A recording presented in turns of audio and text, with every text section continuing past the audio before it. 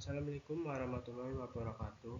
Perkenalkan, nama saya Virgi Pramira Putra dari kelas 2B Teknik Mesin. Di sini saya akan mempresentasikan tentang motor fase 1. Ini nama kelompok saya. Yang pertama ada pengertian motor fase. Apa sih motor fase?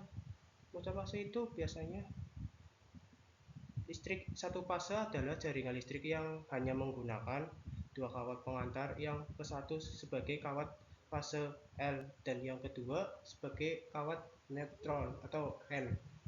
Umumnya listrik satu fase bertegangan 220 sampai 240 volt yang digunakan banyak orang. Biasanya listrik satu fase digunakan untuk listrik perumahan, namun listrik PLN dijalankan itu memiliki 3 fase, tetapi yang masuk ke rumah kita hanya satu fase karena kita tidak memerlukan daya besar dan untuk peralatan di rumah kita hanya menggunakan listrik satu fase dengan tegangan 220 sampai 240 volt. Misalnya yang ke rumah kita adalah fase R, tetangga kita mungkin fase S, dan tetangga yang lain fase T. Berikut ada komponen AC motor satu fase.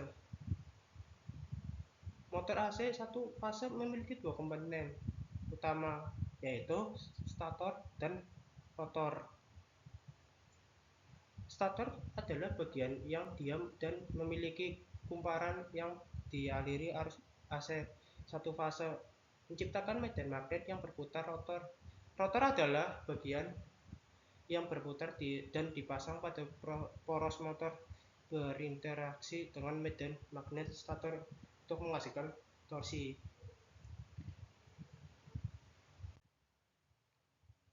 Berikutnya ada rotor. Rotor adalah bagian yang berputar dan dipasang pada poros motor berinteraksi dengan medan magnet stator untuk menghasilkan torsi. Nah, ini gambar rotor. Berikutnya ada AC satu fase. Memiliki satu fase tegangan tunggal dan arus tunggal atau kWh meter satu fase.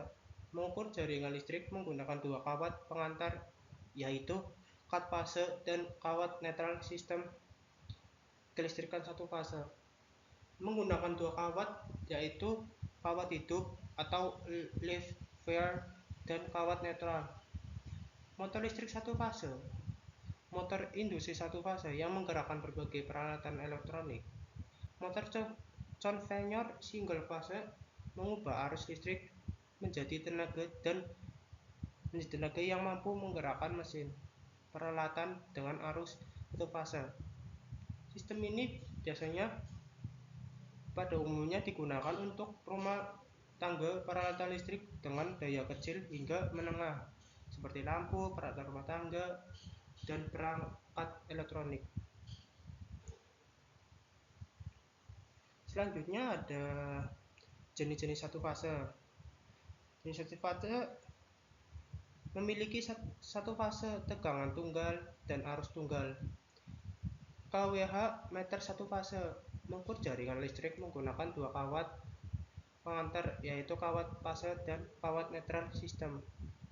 Kelistrikan satu fase menggunakan dua kawat, yaitu kawat hidup atau live wire dan kawat netral. Motor fase motor induksi satu yang menggerakkan berbagai peralatan elektronik. Motor conveyor single fase mengubah arus listrik menjadi tenaga yang mampu menggerakkan mesin peralatan dengan arus satu fase. Sistem kelistrikan satu fase umumnya digunakan untuk rumah tangga peralatan listrik dengan daya kecil hingga menengah, seperti lampu, peralatan rumah tangga, dan perangkat elektronik. Keuntungannya yaitu keuntungan selanjutnya lebih sederhana, Sistem satu fase hanya terdiri dari dua pengantar, yaitu kawat hidup dan netral ekonomis. Biaya pembelian dan instalasi sistem satu fase lebih terjangkau dibandingkan sistem tiga fase, mudah dipasang. Sistem satu fase mudah dipahami, dipasang, dan dipelihara, cocok untuk rumah tangga. Sistem satu fase cocok untuk kebutuhan sehari-hari seperti penerangan, kipas angin, atau peralatan kecil lainnya. Konstruksi sederhana. Motor induksi satu fase memiliki konstruksi yang cukup sederhana.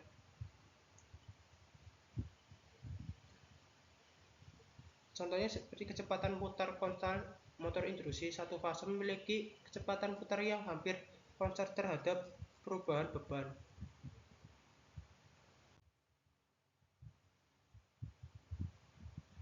Nah, selanjutnya itu ada kerugiannya. Kerugiannya itu tidak cocok untuk beban listrik yang sangat besar ataupun untuk peralatan industri yang membutuhkan daya yang cukup tinggi. Listrik yang dihasilkan lebih terbatas dan hanya cocok untuk perangkat dengan daya kecil hingga menengah. Nah, di sini ada aplikasinya. Aplikasinya seperti digunakan untuk perangkat berdaya rendah dan berkecepatan konstan seperti di rumah tangga dan industri. Contohnya aplikasi motor induksi atau fase kipas angin seperti lemari es, AC, penyedot debu, mesin cuci, pompa, sentrifugal, peralatan pertanian kecil, blower, pembuangan sampah, kapas, listrik stasioner. Nah, selanjutnya ada contoh soalnya. Contoh soalnya adalah sebutkan dan jelaskan secara singkat dua jenis motor satu fase yang umumnya digunakan seperti prinsip kerja.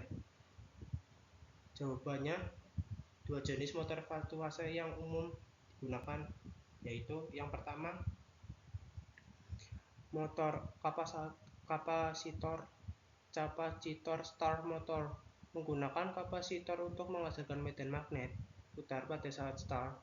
Kapasitor ini terhubung secara seri dengan lilitan bantu dan bekerja hanya saat starting. Setelah motor menjadi kecepatan tertentu, kapasitor dilepas oleh saklar sentrifugal. Yang kedua ada motor shaded pole menggunakan kutub yang diarsir shaded pole dengan cincin tembaga untuk menciptakan torsi. Awal medan magnet tidak seimbang yang dihasilkan oleh kutub arsir ini menyebabkan medan magnet putar lemah yang cukup untuk rotor. Nah, saya di sini akan menambahkan tentang motor satu fase.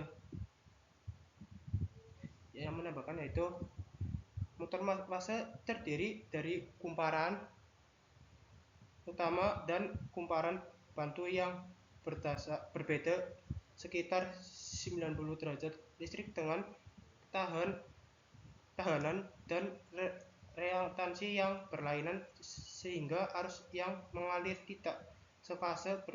Perbedaan arus kumparan utama dan kumparan bantu akan menyebabkan terjadi perbedaan flux medan utama dan flux medan bantu pada stator. Akibatnya akan menghasilkan medan putar yang menimbulkan kupel mula pada motor. Dengan adanya kupel mula ini, maka motor akan berputar sekitar S dilepaskan dengan gaya sentrifugal pada 75% putaran normal. Kopel start dari motor split fase 150% dari kopel beban penuh. Dan selanjutnya lagi ada motor state pole. Stator motor state pole terbentuk sepatu kutub Kumparan stator hanya terdiri dari kumparan utama. Contohnya, prinsip kerja dari motor ini adalah sebagai berikut.